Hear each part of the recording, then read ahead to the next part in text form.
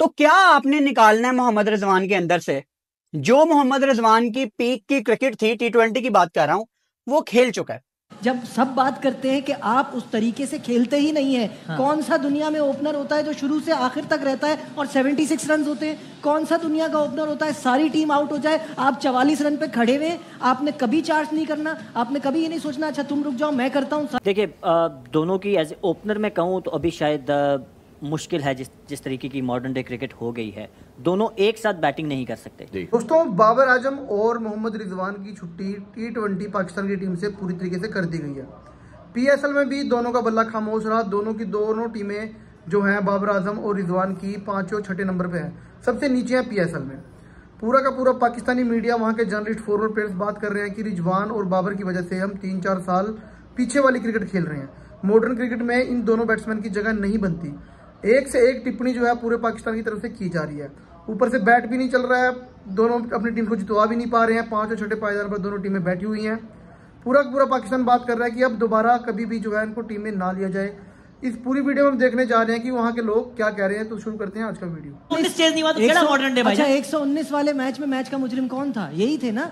ये जिस जगह आउट हुए वहां से पाकिस्तान टीम आ रही है। जो गलतियों से सीखने की बात कर रहे हैं, आइडेंटिफाई तो मैं और आप भी कर सकते हैं लेकिन हम उसको ठीक नहीं कर सकते, हम क्रिकेटर्स नहीं है। तो ठीक इन्होंने खुद करना है। जब सब बात करते हैं कि आप उस तरीके से खेलते ही नहीं है। हाँ। कौन सा दुनिया में ओपनर होता है जो शुरू से आखिर तक रहता है और 76 रन होते हैं? कौन सा दुनिया का ओपनर होता है सारी टीम आउट हो जाए, आप 44 रन पे खड़े हुए, आपने कभी चार्ज नहीं करना, आपने कभी ये नहीं सोचना अच्छा तुम रुक जाओ मैं करता हूँ, सारी विकेटें गिर रही हैं तो I will take the responsibility. जब आप अपनी टीम में हर खिलाड़ी तो रिजवान, हर खिलाड़ी बाबर, हर खिलाड़ी फखर, अलग अलग किस्म के खिलाड़ियों का मजमुआ होना चाहिए टीम में। बिल्कुल सही है, लेकिन रिजवान और बाबर भी नहीं हो सकते ना। आपको उसको चेंज करना पड़ेगा, आपको अपने आप को पुश करना पड़ेगा कि आप तेज खेलें। अब वो टाइम ही नहीं रहा। अगर कामरान आप भी बताना चाहें, वो शायद ये कहना चाह रहे हैं कि अगर मॉडर्न डे टेक्निक का ही फुकदान होता तो 119 थोड़ी फंस जाते हम। तो अगर 119 तक चेज नहीं कर पाए तो कुछ और गलत है, ना कि मॉडर्न डे टेक्निक का फुकदान।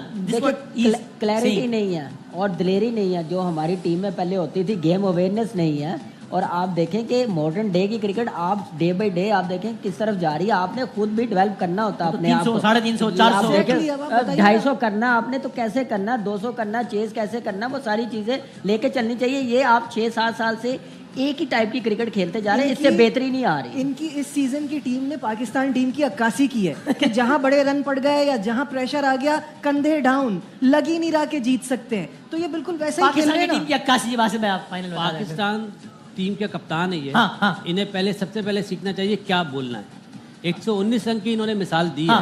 तो वहाँ पे क्या मॉडर्न डे क्रिकेट चाहिए थी? बहुत सही बात। वहाँ पे तो आपको अवेयरनेस होनी चाहिए थी। 119 रन चेज करने 20 ओवर में, ना बॉल से भी कम। तो वहाँ पे मॉडर्न डे थोड़ी सूटेबल है। मॉडर्न डे सूटेबल है जहाँ पे आपने 225 रन चेज करने हो, जहाँ पे आपने 200 रन चेज करने हो, जैसे आज करने थे। जैसे मतलब ये एक्सक्यूज, मतलब ये आप क्या बताना चाह रहे हैं?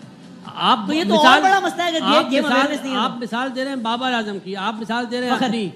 चले फकर तो एक अलग ही प्लेयर है ना, कैटेगरी है। वो 0 पे भी आउट और लोग बोलते हैं यार अच्छा प्लेयर है। चेंज होना है बाबर और रिजवान ने, जो अनफॉर्चुनेटली 4 साल से चेंज नहीं हो रहा है।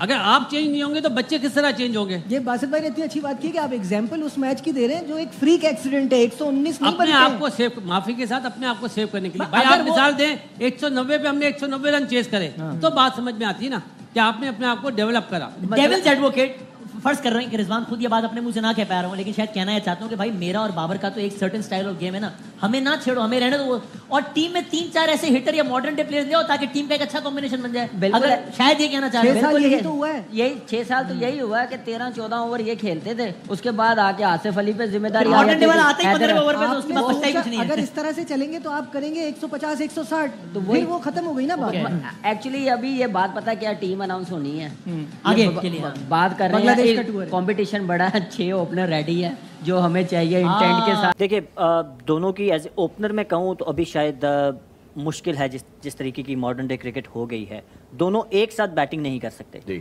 टीम में हो तो उनके नंबर्स ऐसे हों कि एक टाइम पे क्रीज पे दोनों मौजूद ना हो, क्योंकि नाउ डेज क्रिकेट में आपको वैसे तो आप देखते हैं कि दोनों तरफ से ही वो अब अटैकिंग क्रिकेट चलती है, but with our batting lineup may be we can afford one side Babar हो चाहे रिजवान हो, और दूसरी साइड से whether is Fakhar Zaman, Sahibzada Farhan, and you can play aggressive cricket. हमारी जो ये दोनों जब ओपनर थे, सक्सेस की स्टोरी 2022-23 तक रही है। रीज़न इज़ कि हमारी बॉलिंग भी उतनी अच्छी एक्सेप्शनली परफॉर्म कर रही थी। So we manage to defend 170 160 some extent, कभी कभी 180 करते थे, बट नॉर्मली वही 160 170 के बिटवीन रहते थे और हमारी बॉलिंग एक्सेप्शनली वेल करके तो उसको डिफेंड करती थी। But from last couple of years आप देख रहे हैं कि बिकॉज हमारी बॉलिंग भी स्ट्रगल कर रही है, तो वो जो बाबर और रिजवान की बैटिंग भी है, जिसके बारे में बहुत ज़्यादा बातचीत होती थी, वो थोड़ा ज़्यादा होना शुरू होगी, एक्सपोज होना शुरू होगी, क्योंकि बॉलिंग ने 200 रन कराने शुरू कर दिए, 190 रन कराना शुरू कर दिए, या चेज हमसे नहीं हो पा रहे थे। तो आई थिंक के moving forward, going forward, if you ask me, मेरी ओपिनियन ये है कि दोनों में से एक जो है वो you can afford it, but एक कौन बाबर या Rizwan? It depends on manage. अभी आपने कहा एक अफोर्ड कर सकते हैं, तो सोच के क्या होगा ना कि किसको कर सकते हैं? देखिए मैं कह रहा हूं कि क्रीज पे एक बंदा होना चाहिए। अच्छा, एक साथ नहीं होने चाहिए। एक साथ बैटिंग करेंगे तो देन यू विल स्ट्रगल, क्योंकि दोनों की नेचर ऑफ बैटिंग जो है ना, 100 का स्ट्राइक रेट है, 98 का स्ट्राइक रेट है यार, वो बाद में कैच अप कर लेते हैं, बट वो टीम के लिए टू लेट हो जाता है। और जो नीचे आने वाले बैटर्स होते हैं अपने उनकी पॉइंट ऑफ भी व्यू से वो डेवलपमेंट कर लेते हैं कि नहीं हो एंड पे आप देखेंगे तो उनका 120 140 130 इधर तक ले जाते हैं पुश करके, बट वो टीम के पॉइंट ऑफ व्यू से टू लेट हो जाता है। और एक पीरियड आया था पाकिस्तान क्रिकेट में, स्पेशली हमारे वाइट बॉल में, जब हमारे openers were doing the bulk of the runs, and because of that हमारे जो मिडिल ऑर्डर है वो डेवलप ही नहीं हो पाया फॉर अ पीरियड, बिकॉज उनकी बारी जब तक आती थी तब तक या तो रिक्वायर्ड रन रेट जो है वो 11-12 होता था, या कभी कभार उनकी इतने कम बॉल्स रहती थी सना कि उनको वो टाइम ही नहीं मिल सका हमारे प्लेयर्स को टू डेवलप। तो क्या आपने निकालना है मोहम्मद रिजवान के अंदर से? जो मोहम्मद रिजवान की पीक की क्रिकेट थी, T20 की बात कर रहा हूं, वो खेल चुका है। वो 2021-22 में एक टाइम था, ऐसा नहीं है कि मोहम्मद रिजवान ने पाकिस्तान की तरफ से T20 में कोई नॉक्स नहीं खेली, लेकिन हमारी बदकिस्मती है कि जब आपको क्रूशल मैचों में वो चाहिए होता है कि हमारे सीनियर अपना बल्ला उठाएं या रन्स करने की बात तो हम कर ही नहीं रहे, पाकिस्तान के लिए मैच जीतने की बात तो हम कर ही नहीं रहे, हम बस इनसे ये दरख्वास्त कर रहे होते हैं कि यार अपना बल्ला उठा लो। ये 40-50 बॉलें भी खेल जाते हैं, रिक्वायर्ड रन रेट भी चढ़ा के वापस जाते हैं, और फिर इल्जाम आ जाता है कि हम बॉलिंग बुरी कर रहे हैं, फिर इल्जाम आ जाता है कि मिडिल ऑर्डर क्लिक नहीं कर रहा। मैंने आपको बताया था ना कि एक मुल्तान सुल्तान्स के ड्रेसिंग रूम के प्लेयर ने मुझे ये बात बताई थी 2-3 साल पहले कि रिजवान ड्रेसिंग रूम में खड़ा होकर कहता था कि तुम सब मारो मैं खड़ा हूं। यही मेंटेलिटी आपको इस PSL में भी रिजवान की नजर आई, जहां वो बॉलों पे बॉलें खाई जा रहा है। मैं ये नहीं कह रहा कि रिजवान की वजह से मुल्तान बाहर हो गई है, लेकिन आपके पास सैंपल वर्क बहुत बड़ा मौजूद है। आप आराम से आइडेंटिफाई कर सकते हैं कि पाकिस्तान टीम में अब रिजवान की कोई जरूरत नहीं है। T20 टीम में पहले ही पाकिस्तान ने अपने सीनियर्स को बाहर निकाल दिया था। मुझे यकीन करो बड़ी खुशी हो रही है ये वर्ड यूज करते हुए कि पाकिस्तान ने अपने सीनियर्स को बाहर निकाल दिया था, क्योंकि रेस्ट के नाम पे ये कभी कभार छुप जाते थे, तो इनको T20 से बाहर निकाला कि बहुत सब आपकी जरूरत नहीं है हमें। यंगस्टर्स ने आके अपनी झलक दिखाई, पाकिस्तान ने आपको एक उम्मीद दिखा दी कि जी यंगस्टर्स के साथ आप चलो, आपको रिजल्ट मिलेगा। PSL में वही यंगस्टर आपको परफॉर्म करते नजर भी आ रहे हैं। कुछ यंगस्टर्स का ये हक मारते रहे, मिसाल के तौर पे साहिबजादा फरहान, उसने यहां पे सबको चुप करा दिया। तो मसला ये है कि जो इन्होंने बोया है वो ये काट रहे हैं। ये टीवी पे बनते हैं ईमानदार, असल में इनके दिल के अंदर बुग़्ज़ है, इनके दिलों के अंदर दूसरे का हक मारना रचा बसा हुआ है, और वो चीजें अब सारे पाकिस्तान को पता है।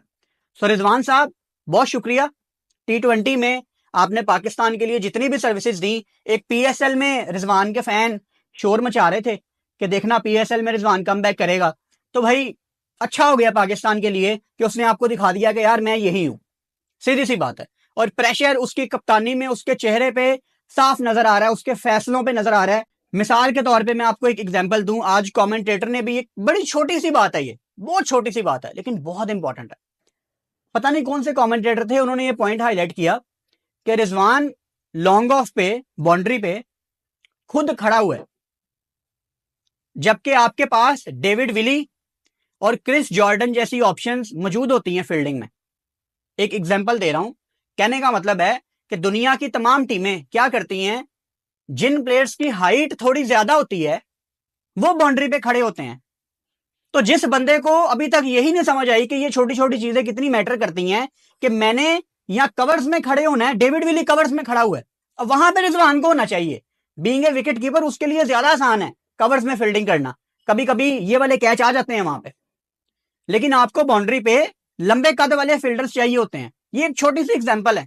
तो उम्मीद करता हूँ कि आज की वीडियो आपको पसंद आई होगी, तो जल्दी से हमारे चैनल को सब्सक्राइब कर लें ताकि आने वाली और वीडियोस आप तक पहुँच सकें। बहुत बहुत धन्यवाद।